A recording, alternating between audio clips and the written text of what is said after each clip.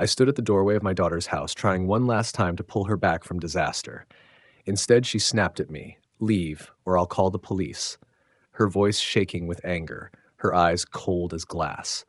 I just gave a thin smile, turned away, and pulled out my phone to call the realtor.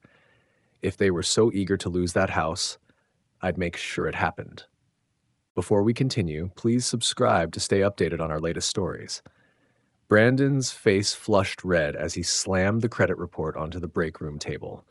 His coffee splashed across the scattered papers, bank statements I had pulled from my jacket, printouts that told the story he never wanted me to read. "Where the hell did you get these?" His voice cracked like a kid caught stealing. I kept mine steady, the way I'd learned when contractors panicked over a settling foundation. The bank called my house by mistake, late payment notice for Emily's address. I tapped the statement with one finger. 52,000, Brandon. Gambling debts, all tied to my daughter's house. He stepped in close, so close I could smell the mix of cologne and nervous sweat. The buzzing fluorescent lights above us felt like a hive. "This doesn't concern you, old man." "Doesn't concern me?"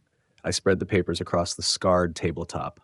"My daughter's about to lose her home because you can't stay off poker sites, and you think that doesn't concern me?"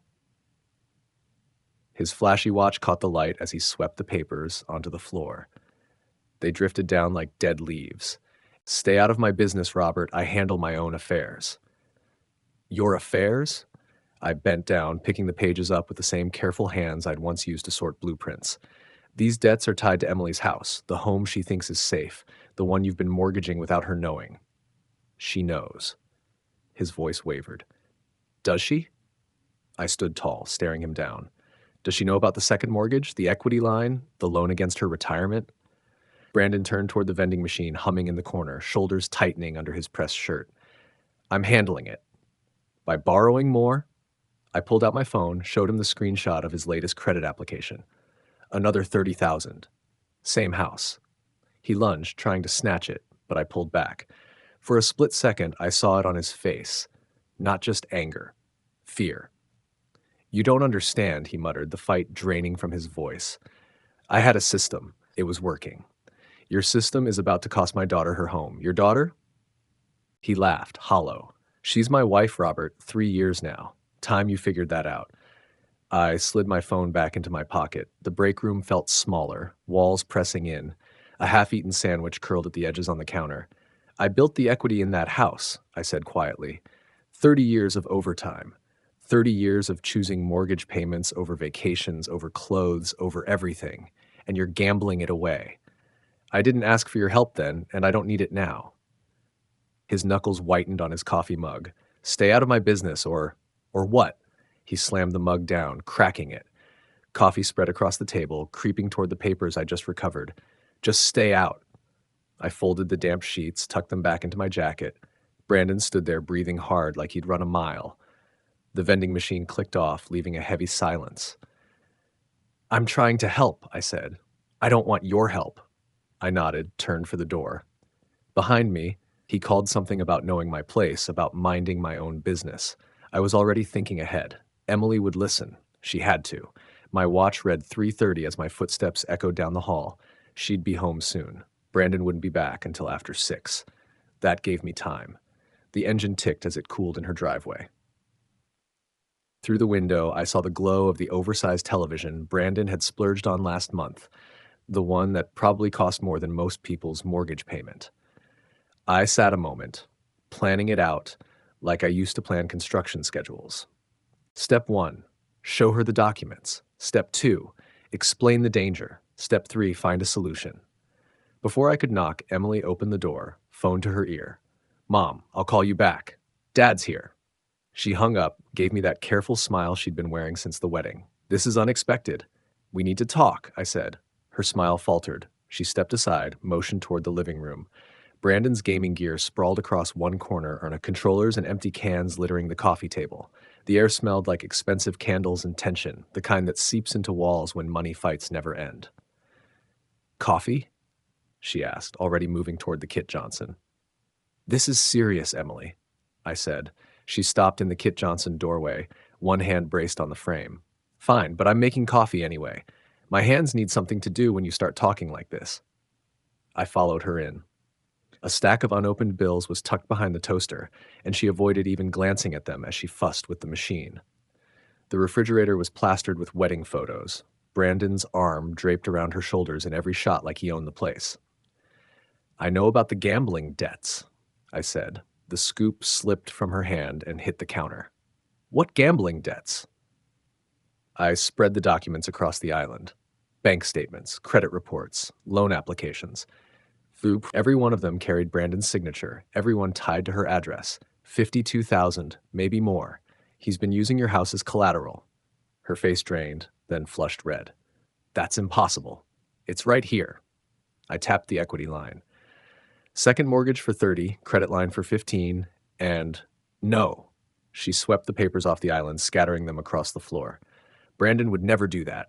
He would never risk our house. Emily, look at them. They're fake. She gripped the counter, back to me. You made these up. Why would I? I crouched, picking up the papers again. Because you don't like Brandon. You never have. Her voice sharpened, the way it always did when she felt cornered. You want to break us up. I want to save your house. Our house is fine. She spun, eyes wet. We've never been late on a payment. Because you don't know about the other ones. I held up the statements. 2,200 last month, 1,400 the month before. Where do you think that money comes from? Stop it. She pressed her hands over her ears. He's borrowed against everything you own, your car, your retirement, your house. Stop it. She lunged for her phone. Brandon loves me. He would never hurt me. You're lying. My knees ached as I stood. The Kit Johnson felt fragile, like the whole room might collapse if we raised our voices any louder. I'm not lying, sweetheart. Don't call me that. Her fingers trembled as she scrolled through her contacts. Don't you dare call me that. Emily, get out. The words came strangled, desperate. Get out of my house right now. Your house? I looked around. Brandon's flashy purchases, the bills she ignored, wedding photos where I barely appeared. The house I co-signed for? The house I helped you buy? Get out, she raised the phone like a weapon. Or I'll call the police and tell them you're harassing us. Something cold moved into me. Not pain. I'd passed that point between the coffee maker and her covering her ears. This was sharper, steadier. I smiled. She blinked, thrown off. She'd expected begging or anger. Instead, I calmly folded the papers, tucked them into my jacket. You'll call the police? I asked quietly. Yes. But doubt flickered in her eyes. On your father, who's trying to keep you from losing this house? You're not saving anything. You're trying to ruin my marriage. I stepped toward the door, paused in the entrance. Behind me, she clutched the phone like a lifeline. I hope Brandon's worth it, I said. He is. I hope the house is too. I walked out, slow and steady, and climbed into my car. Through the window, I saw her still on the phone, probably warning Brandon about her crazy dad and his fake paperwork. The engine started on the first try, reliable like most things I'd built in my life. As I backed down the driveway, I saw her framed in the big window, small against the curtains, surrounded by Brandon's toys. That was my little girl once, the one who used to sit with me balancing the checkbook, who trusted me completely. I drove home slow, already planning my next move. This time, I'd speak with someone who understood documentation, someone who knew the weight of a cosigner's signature. The house was too quiet when I walked in. I set my keys in the wooden bowl by the door, the one she'd made back in 7th grade shop class. The rooms felt bigger than usual, emptier too. The coffee maker sputtered to life with its usual precision, one of the few reliable sounds left. While it brewed, I stood at the sink, staring out at my garden. February in Florida meant the citrus trees were heavy with fruit I'd likely eat alone. Everything I'd built in this house felt hollow now, like finishing a building only to find the tenants gone. My coffee was black, the way I learned to drink it back when cream was a luxury we couldn't afford. I carried the mug to the recliner that once belonged to my father and let the past roll in. 1994, Emily was 7, gap-toothed, always asking why Daddy worked so many nights. Back then, I was pulling 18-hour days, 12 at the engineering firm, then 6 more at the concrete plant until my back screamed and my hands split from lime burns. She once sat on my lap as I filled out the payment stub, tracing the numbers. Why do you always pay extra, Daddy? Because the bank charges interest. If we put $50 more toward the principal, we'll own the house faster. She nodded like she understood compound interest at 7, so it'll really be ours. That memory tasted bitter now, mixed with cold coffee and 30 years of irony. I'd cut vacations, counted every dollar, sacrificed everything to teach her the value of ownership. One year, the water heater died and the Disney trip became plumbing repairs. It's our house. I told her then, when you own something, you take care of it. She'd forgotten those lessons somewhere between wedding fittings and Brandon's promises. Forgotten the nights I ate peanut butter sandwiches so she could take fresh fruit to school. Forgotten the overtime that paid for her college, her car, her wedding. Brandon never worked overtime a day in his life, never balanced a checkbook. To him, money was always there, consequences for someone else, and Emily chose that world over mine. I set my mug down beside her graduation photo. She'd been so proud that day, debt-free, because her father had planned since she was 7. I did it all for her, I said into the quiet. But that wasn't true anymore. She made her choice in that Kit Johnson when she called me a liar and threatened to dial the police. Now it was my turn to choose. Walk away and let Brandon's gambling destroy everything I'd worked for, or fight back. Not as a father trying to rescue an ungrateful daughter, not as a hopeful grandfather, but as a man being cheated out of 30 years of equity. The house creaked around me, solid proof that careful planning lasts. Brandon's philosophy was the opposite: borrow tomorrow to buy today. Time to see which held up. I stretched sore muscles, my mind clicking into engineer mode. Identify the problem, assess resources, build a solution. They thought possession gave them power. They forgot about the documents I signed decades ago. In my office, the filing cabinet waited, alphabetized, dated, cross-referenced. Emily's house had its own thick folder from the first mortgage to last month's taxes. I spread the papers across my desk under the bright LED lamp. Loan applications, credit reports, bank statements, and finally, the page I wanted. The original mortgage, with 2 signatures at the bottom, hers in careful script, mine in neat engineer's print. What made me smile wasn't the signatures at the bottom, but the line above them. Co-applicant Robert Hayes. Father, joint and several liability. I leaned back in the leather chair I'd bought when I made supervisor 20 years ago. That phrase, joint and several liability, had real teeth. Teeth Brandon Klee never thought about. The memory came back, clear as day. April 2021. Emily and Brandon sitting across from loan officer Laura Johnson at Heritage Federal Bank. Brandon's record was shaky. 2 jobs in 3 years. Credit score around 620. Emily's paycheck as a dental hygienist was steady but modest. Together they could swing maybe $200,000. But the house she wanted was $340,000. We'll need a cosigner, Laura said, tapping her calculator. Someone with excellent credit and steady income. Brandon shifted. What does that mean exactly? It means the cosigner is legally responsible if you default. Equal rights, equal responsibility. I had hesitated. 40 years of steady work, credit over 800, savings I'd sweated for. Did I really want to put all of that at risk for Brandon? Then Emily gave me that look she'd had since she was a little girl. Please, Dad, we'll never miss a payment. Laura pressed on. You understand, Mr. Hayes, that as co-applicant, you'll have standing in major decisions, refinancing equity loans, even selling. Brandon had nodded fast, eager to get on with house shopping. Emily squeezed my hand, and I signed, thinking I was helping her reach the American dream. Now, 4 years later, Brandon's gambling debts had turned those fine print details into my strongest weapon. I studied the mortgage again, magnifying glass in hand. The legal jargon was thick, but I'd spent a lifetime reading contracts. One clause lit up like a warning beacon. In the event of financial distress or default, all co-applicants retain equal legal standing to initiate protective measures, including foreclosure, forced sale, or transfer of title. Forced sale. I set the paper down, saw my reflection in the dark window. Emily could threaten me with the police, but she couldn't erase the fact that I was a legal co-owner. My name was in the foundation of that house. I pulled out my phone, found the contact I'd saved years ago, Thomas Johnson, Laura's brother, a real estate lawyer who specialized in family property disputes. Tomorrow I'd call him. Not as a father begging for his daughter's safety, not as a grandfather dreaming of future kids, as a co-owner protecting his investment. Brandon thought he was clever. Emily thought I was just dad, easy to ignore. They'd both forgotten the first rule of construction: always check the foundation before you build, and this one had my name written all over it. I slid the papers back into the folder, returned it to its slot in the cabinet. Phase 1 had been discovery. Phase 2, reconciliation. Both failed. Phase 3 would be law and contracts, not feelings.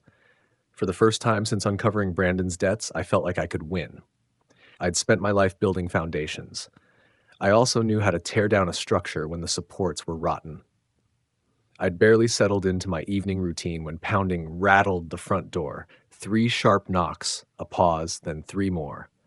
Through the peephole, I saw Brandon, flushed and wild-eyed, his expensive shirt wrinkled like he'd been clawing at it. I opened the door just a crack. The chain still latched. "Evening, Brandon." "Open this door," he barked, voice edged with desperation. "It's open enough for a conversation." He pressed his palm against the frame, leaning close to the gap. "Brandon," I said through the crack in the door, "Emily told me about your story, my fake documents and conspiracy theories. Did she also tell you about the $52,000 in gambling debts?" His face flushed red. "Those aren't gambling debts. They're business investments. Crypto, non-fungible tokens, real estate." "Strange," I said. "Poker sites don't usually deal in real estate." He shifted back and forth like a trapped animal. "You don't know what you're talking about, old man." I pulled out my phone. His eyes locked on it. "Should I call Emily? Let her hear your business pitch?" "Don't you dare." He jabbed a shaking finger at me. "You've done enough damage to my marriage." "I haven't done a thing. Your gambling's doing the damage." He slammed his palm against the door. "It's not gambling. I had a system. I was making money until—" He cut himself off. I pressed. "Until nothing. Just stay out of our lives. No more visits. No more fake paperwork. No more poison in Emily's ear." "Or what?" His smile was flat. "Or things get unpleasant. Lonely old men. Accidents happen." Sweat rolled down his face despite the February chill. His hand tapped nervously against his thigh, the same rhythm I'd seen in contractors who knew they'd lost the job. "Are you threatening me, Brandon?" "I'm explaining reality." He leaned in, reeking of alcohol under his cologne. "Emily and I are happy. We're handling our finances. You're not needed, not wanted, not welcome." "Interesting perspective," I said. "It's the only one that matters." He straightened his wrinkled shirt, stepped back. "Stay away from us, Robert. I mean it." I watched him storm off to a Mercedes-Benz upstairs. I knew he couldn't afford. The engine purred, German precision, all bought on credit. He tore down the street, tires squealing. I slid the chain loose, locked the deadbolt, and watched his taillights vanish. His visit hadn't scared me. It had confirmed the next step. Brandon was spiraling. The addiction he denied was eating away his money and his judgment. Threatening me in my own home, talking about accidents. That wasn't control. That was desperation. I picked up my phone and found the number I'd saved. Thomas Johnson, real estate attorney. Tomorrow I'd turn discovery into action. Brandon thought intimidation would silence me. He forgot I'd spent 40 years handling contractors who promised the impossible and threatened lawsuits when they failed. The difference this time, I had the legal leverage, and I knew how to use it. Thomas's office was on the top floor of a glass tower, charts covering the walls, the city skyline stretching beyond. He greeted me with a firm handshake, the same one that had earned my trust 3 years ago when he explained property taxes to Emily. "Robert, good to see you. I assume this isn't social." "I need a market analysis," I said, taking a seat. I set Emily's property folder on his desk. "This address. Current value." He opened his laptop. "Your daughter's house, right? The one we assessed back then?" "That's the one." He paused, fingers over the keys. "Everything okay at home?" "Let's focus on the numbers." He nodded and typed. Charts, comps, recent sales filled the screen. After 20 minutes, he leaned back. "Right now, 460, maybe 470 with the right buyer. That neighborhood's jumped since 2021. I jotted figures into my pocket notebook. "The house was bought for 340, I said. "Plenty of equity built up. Mortgage balance now should be what, 280? Thomas glanced at me. 293, I corrected, plus another 52. Brandon pulled out with loans. His expression stayed professional, but his eyes gave him away. Additional borrowing, home equity line, multiple credit lines, all tied to the property. He shut his laptop, leaned forward. "Robert, are we talking about a forced sale?" We're talking about a partition action. I co-signed the original mortgage. That changed everything. He reopened his laptop, pulling different records. Partition cases usually mean court-ordered sales. Timeline can vary, but buyers treat it like a motivated seller. Meaning, I asked, meaning you won't get top dollar, more like 420, maybe 430. Still good equity, just not peak. I did the math. 420. Subtract 293 on the mortgage. Another 52 in Brandon's debts. Add legal fees, commissions. Leaves maybe 70,000 net. Split according to ownership share, Thomas added. I closed the folder. Which brings me to my next appointment. He slid me a business card, scribbled a number on the back. That's my direct line. I pocketed it, already thinking ahead. When you're ready to move forward, call me first, Thomas. We shook hands. Partition sales take careful handling. I left his office with a clear picture of the financials. Now I needed the legal side. James Carter's office felt heavier, dark wood, shelves of law books that looked used. James was younger than I expected, mid-40s, precise in his movements, the kind of precision you only get from time in a courtroom. Partition cases don't come up much in families, he said, scanning my documents. Usually business partners or inheritance fights. Family makes it messier. People don't argue spreadsheets. They argue feelings. He spread my mortgage papers on the table. As co-applicant, you're more than a guarantor. You're a co-owner, which means Brandon and Emily can't refinance, borrow, or sell without you. These debts already cross that line. What are my options, I asked. Florida law allows partition by sale. It forces a court-ordered sale, splits proceeds according to ownership. He pointed to clauses in the loan. Timeline, 30 to 90 days, depending on court calendar and whether they contest. Once you file, they can't stop the process. I made notes, asked about costs. James was thorough. Filing fee $450 plus service costs. Understand, he said. Once you file, the relationship with your daughter will likely be beyond repair. I thought of Emily raising the phone like a weapon, of Brandon pounding on my door, of 30 years of payments turned into gambling chips. That relationship's already gone, I said. James nodded. We'll file Monday. Driving home, I sorted the next phase like a construction job. Foundation complete, legal prep finished, permits ready. Now came execution, where planning met messy reality. But unlike construction, this had a guaranteed outcome. They would learn cosigners aren't window dressing. Monday came gray and cold, Florida's version of winter. I put on my navy suit, the one from Emily's wedding, and the tie she'd once given me for Father's Day. If we were going to court, I'd dress for it. James met me in the courthouse parking lot, briefcase in hand. Ready? I've been ready since Friday. The courthouse loomed with limestone columns, a place built to remind people of permanence. Inside, metal detectors, security guards, the buzz of lives being sorted into legal categories, divorces, custody fights, criminal arraignments. We took the elevator to the third floor. The clerk's office was busy with printers, computers, clerks processing stacks of documents that would change lives. James spread our petition across a table, partition by sale, listing me as co-owner, Brandon and Emily as defendants, full property details, current liens. I read every page.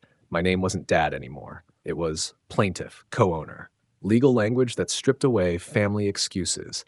I wrote the check, $450 plus process fees, cheap compared to watching Brandon burn through 30 years of equity. The clerk stamped the papers, case number CV 2025-192. Initial hearing, April 16th, 9 a.m., courtroom B. The sound of that stamp was final. No more family talks, no more threats, just legal machinery grinding forward. Defendants will be served within 5 business days, the clerk added. They have 30 days to respond. James gathered the certified copies. That's it. The machine is moving. We walked out past people fighting their own battles. In the elevator, James said they'll be served by Friday. Once they're served, they can't refinance or transfer anything, James explained. The lis pendens freezes major moves until the case is resolved. Relief settled in me. Not joy, but the steady calm of a man who'd poured a foundation and knew it would hold. In the parking lot, we shook hands. I'll call you after they're served, James said. I drove home slowly, radio low, letting it sink in. For the first time in weeks, Brandon and Emily's choices couldn't touch me. The law would handle it now. At home, I filed the certified copies in Emily's folder right behind the original mortgage. Everything documented, ready. By Thursday afternoon, the storm hit. Emily's name flashed on my phone while I ate lunch. I let it ring. Minutes later, Brandon, then more. By evening, 7 missed calls, 3 voicemails. Emily's voice trembled. Dad, please, we got papers. I don't understand. Call me. Brandon's came later, angry. What game are you playing, old man? Family doesn't drag each other to court. Then Emily again, crying. Brandon says you're trying to steal our house. That can't be true. Please call me back. I deleted them all. Friday brought a flood of texts. No judge will side with you over family. Dad, I love you, but this is too far. Please don't make me choose. By evening, Brandon's tone turned darker. You're making a mistake bigger than you know. James called to confirm both had been served. I read him the texts. Standard, he said. Panic, denial, then anger. The real question is whether they respond. And if they don't, default judgment. We win automatically. Saturday, I ignored more calls and worked in my garden, pruning citrus trees, letting the physical work clear my head. Sunday's voicemail from Emily sounded rehearsed. Brandon talked to a lawyer. He says this is a bluff. We're ignoring it until you come to your senses. I played it twice, then called James. They're not filing, I said. Perfect, he replied. Let them think it's a scare tactic. Monday came quiet. No calls, no texts. At the courthouse, I checked records. No response from either of them. That evening, I called Thomas to set up the appraisal for court-ordered sale. They're not contesting, he asked. They think it's just family drama. He whistled. That mistake will cost them about $100,000 in equity. Tuesday brought one last voicemail from Brandon, softer now. Look, Robert, maybe things got heated. Why don't you come to dinner? We can work this out like family. I deleted it and poured fresh coffee. Outside the window, my citrus trees hung heavy with fruit, years of patient care producing something solid. Brandon and Emily had chosen to ignore the law. They believed deadlines and contracts were optional. They were about to learn otherwise. In 2 weeks, they'd learn just how wrong they were, but by then, it would be too late. I'd given them every chance to face the problem. They chose debts, threats, and denial instead of responsibility. Now the consequences were coming. James called Wednesday morning while I watered my citrus trees. His careful tone told me it wasn't good news. Can you come by this afternoon? At 2 o'clock, I found him behind a desk piled with case files. Partition disputes turn ugly when people realize they're about to lose their property, he said. Brandon's already made threats. That worries me. He laid out examples, police reports, restraining orders, intimidation. I'm not saying it's certain, but staying in your house may not be wise. The thought hadn't crossed my mind, but it made sense. Brandon's gambling had eaten his money, and now his judgment. Desperate men do desperate things. That evening, I toured apartments near downtown. I wanted furnished, secure, close to the courthouse. Cypress Point Apartments fit. Modest, coded entry, no questions asked. How long? The manager asked. 2 to 3 months, depending on court. She handed me keys to Unit 2B, parking space 47. By Thursday night, I had 3 suitcases and a box of legal files packed. The rest stayed behind, the photos on the mantle, the tools in the garage, 40 years of furniture. Friday morning, I loaded my truck, walked through each room one last time, shut off mail, checked every window, and locked the door. The house would wait, like a foundation waiting for new work. The apartment felt strange, generic furniture, no history, but safe. Anonymous. For the first time in weeks, my phone was silent. No threats, no pleading. Only James and Thomas knew where I was, and both were bound to keep it quiet. Brandon and Emily could shout at an empty house. I unpacked into the dresser, choosing safety over chaos. For decades, I'd solved everyone else's problems. Now I was solving mine, and it felt liberating. From the window, I could see the courthouse clock tower 6 blocks away. 1 week later, Thomas texted, appraiser finished, report filed, market confirms projections. 20 minutes later, my phone lit up, Emily, then Brandon. I let both go to voicemail and poured coffee. Emily's message was shaky. Dad, a man came to the house today, clipboard, camera, measuring everything. He said it was court-ordered for a partition sale. Dad, please call me, I'm scared. Brandon's voice followed, furious. What kind of sick game is this, Robert? You sent an appraiser to our house? The neighbors saw him asking questions. Call me back right now.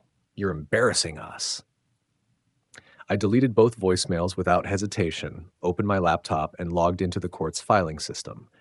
The appraiser's report was already there. $437,000 valuation, loaded with photos and detailed notes. It was professional, thorough, and devastating for Brandon and Emily. My phone buzzed again. A text from Emily. Dad, please just talk to us. We can work this out. Then one from Brandon. This has gone far enough. Call me or I'm coming to your house. I smiled to myself. He'd find nothing but an empty driveway and a mailbox forwarding everything to my new address. The calls kept coming all evening. 7 from Emily, 4 from Brandon, each voicemail more desperate than the last. From Emily, Dad, I drove by your house. Your truck isn't there. Where are you? Why won't you talk to me? I know you're angry, but this is too much. From Brandon, you can't hide forever, old man. I found out the appraiser was hired by a law firm. This isn't over. By Friday morning, reality hit them. Brandon's voicemail sounded different, smaller, scared. I talked to a lawyer. He says you can actually force us to sell our house, that we should have responded to the court papers. Robert, please, can we meet somewhere? Can we figure this out? That afternoon, I sat in the courthouse law library reading case after case. Partition disputes all ended the same way. Documents, signatures, ownership percentages, feelings didn't matter. Property law ran on procedure, not family excuses. Saturday, they tried again, this time by email. From Emily, Dad, I was wrong to threaten the police. Maybe Brandon borrowed too much, but forcing us to sell will destroy us, our credit, our marriage, our future. Please don't do this. From Brandon, look, I admit I have a gambling problem. I'll get help, counseling, Gamblers Anonymous, whatever you want. Just stop the lawsuit. We'll pay you back over time. I forwarded both emails to James with one note. For the file. Sunday night, my phone rang 15 times. I turned off the ringer and went to bed early. Monday morning brought better news. Thomas called. 3 cash buyers already submitted offers. They want quick closings. Highest is $425,000. $10,000 below appraisal, but guaranteed 30-day closing. While I spoke with him, Brandon tried calling again. His voicemail this time carried Emily's sobs in the background. His voice sounded broken. Robert, I know you can hear me. We drove around looking for your truck. Ask the neighbors. No one knows where you are. It's like you vanished on purpose. A long pause, then. We're going to lose our house, aren't we? The lawyer says it's too late.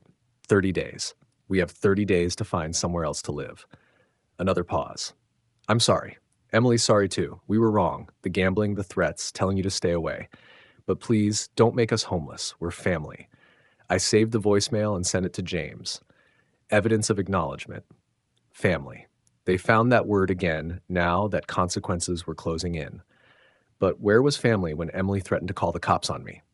Where was family when Brandon stood at my door, reeking of liquor, hinting about accidents? Where was family when my daughter chose his debts over 30 years of my sacrifice? Now, staring at the reality of losing their home, they remembered. Too late. The process would keep moving. The house would sell. The proceeds would be divided. Justice would come, not through emotion, but through law. That night, I cooked a quiet dinner in my temporary apartment, looking at the courthouse clock tower through the window. I felt the steady satisfaction that comes when a plan works exactly as intended. Tuesday morning, the for sale sign went up. I didn't need to see it happen. It happened while I was at the bank, depositing a small consulting check from my old employer. Thomas called with photo confirmation. The for sale sign was up, complete with a multiple listing number and a rider marked Motivated Seller. We already have showings this afternoon, he said. 2 cash buyers, 1 investment group. The below market price is attracting heavy interest. I asked him to send me the photos. My laptop soon filled with images of Emily's house, technically theirs, but legally more complicated than they'd ever understood. The photography was professional, making every room look bigger and brighter. Brandon's gaming setup had been shoved into corners, Emily's decorations stripped down to generic staging. Their home was now a commodity, exactly what it had always been in the eyes of the law. By Wednesday, certified mail reached my apartment, official notice of the partition sale. It laid out timelines, buyer requirements, and closing procedures. They had 30 days to leave voluntarily or the sheriff would assist. I forwarded the packet to James. Everything's proceeding normally, he told me over the phone. No motions to contest, no delays filed. That either means they've accepted reality or they're planning something desperate. Can they stop the sale? I asked. No, the process is locked in. Thursday afternoon brought another update from Thomas. We've accepted the cash offer. 425 15-day closing, no contingencies. After fees, commissions, and the outstanding mortgage, your net will be about 78,000. 78,000. Not a fortune, but solid compensation for 3 decades of payments on a house I'd never lived in.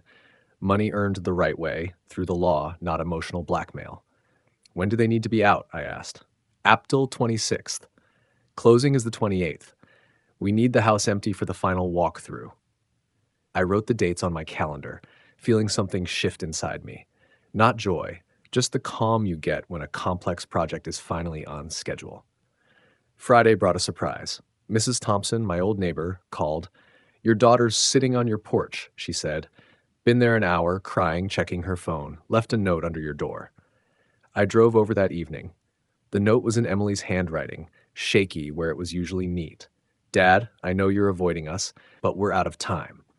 We found an apartment but need first month, last month, deposit, moving costs. Brandon's trying for a loan but his credit is wrecked. Please talk to us. We'll be homeless in 3 weeks. Your granddaughter, Emily. She signed it, your granddaughter Emily, as though reminding me of our bond would erase court orders and legal documents. I filed the note with the rest of my case records and went back to my apartment. The weekend passed quietly. No more calls, no more texts. They'd run out of ways to reach me. Sunday evening, Thomas called. Closing is Thursday, April 29th, 10 a.m. Bank attorney, buyer's attorney, me. You don't have to come if you'd rather not. I'll be there. Good. Bring photo ID and social security card. We'll handle the rest. April 26th arrived gray and windy. From my apartment window, I saw moving trucks scattered across the streets below, people relocating, starting over. I wondered if Brandon and Emily had managed to secure their own truck, their own apartment, their temporary landing place. My phone stayed silent. No pleas, no apologies. By then, they must have realized our relationship had shifted from family to legal adversaries. And in court, emotion didn't count for anything. On Thursday morning, I put on my Navy suit, gathered my ID, and headed downtown. The courthouse felt like every construction site I'd ever worked. Orderly, deliberate, predictable. The closing was in a sterile conference room under fluorescent lights. Stacks of documents waited for signatures.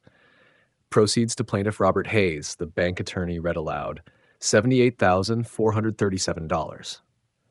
I signed where instructed, watched as 4 decades of effort and sacrifice were condensed into electronic transfers and stamped paperwork.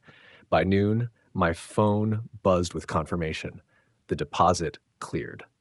It was the largest sum I'd seen in years since before retirement. In the parking lot, Thomas shook my hand. A pleasure working with you, Robert. James was more direct. Justice had been served. Back at my apartment, I found a voicemail waiting. Emily's voice was soft, tired. Dad, we moved out yesterday. Brandon found a job in Tampa, so we're starting fresh there. I wanted to tell you, I understand now, about the money, about his gambling, about why you did what you did. I'm sorry it took losing our house for me to see it. I hope one day you can forgive us. I love you. I played it twice, then deleted it, realizing consequences wasn't the same as earning forgiveness. That weekend, I toured condominiums in a golf course community. The sales agent walked me through a corner unit with a garden view. Most of our owners are retired engineers, teachers, managers, she explained. People who saved and planned for retirement. People who understand security comes from steady work, not from gambling schemes. People who respect contracts instead of treating them as suggestions. It felt like the right fit. I made an offer. While Brandon and Emily started over in Tampa carrying the weight of ruined credit and expensive lessons, I was stepping into something new. They'd chosen denial and threats over responsibility, assuming family ties would protect them from consequences. They were wrong. Thursday afternoon, I walked through my new condo, sunlight pouring across the golf course outside. I wasn't running from family. I was moving forward as a man who had defended his rights against people who mistook kindness for weakness. Justice had been delivered. Lessons had been carved into stone, and I had a new life to build, resting on a foundation strong enough to hold anything I wanted to put on it. Construction could begin whenever I was ready.